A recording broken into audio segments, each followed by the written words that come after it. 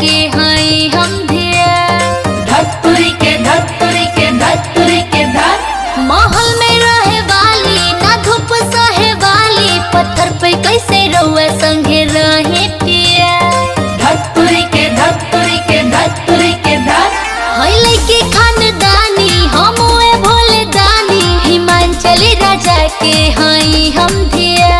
महल में रहे वाली ना धूप सहे वाली, पत्थर पे कैसे रहुआ संगे रही पिया। काहे बुझी लेना रौरा हमर फीलिंग। अरे गौरा तला घुमा। अरे तुझे हऊ महल के क्वीन सजनिया, तो हम हई कैलाश के किंग हो। अरे तुझे अरे रउआ हई महल के कोई में मयरिया, तो बाबा हवे कैलाश के किंग हो। अरे रउआ का बुझलू आए। अरे अब तो रही दी।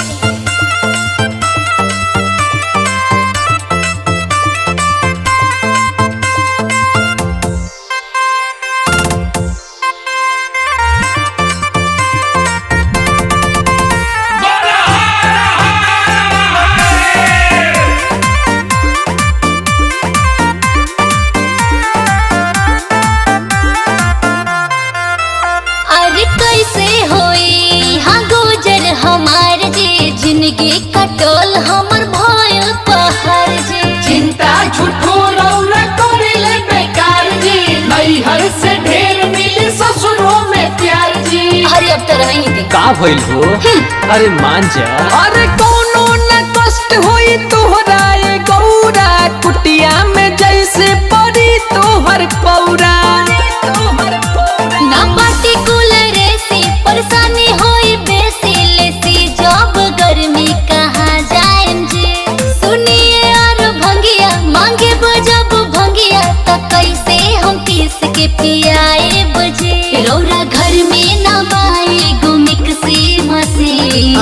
तो नैहर से मंगा लो। अरे तुझे हऊ महल के क्वीन सजनिया, तो हम हई कैलाश के किंग हो। अरे तुझे अरे रउआ हई महल के कोई में मयरिया, तो बाबा हवे कैलाश के किंग हो। अरे रउआ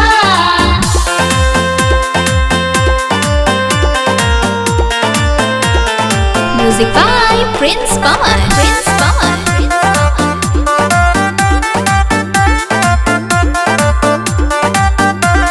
रहे के घर ना बाबा खाली कुटिया, कहीं साप गोजर बा कहीं बेच कुतिया। सेवा में सभी रहे एक जुटिया, भोले बाबा के हम सहे मारुतिया।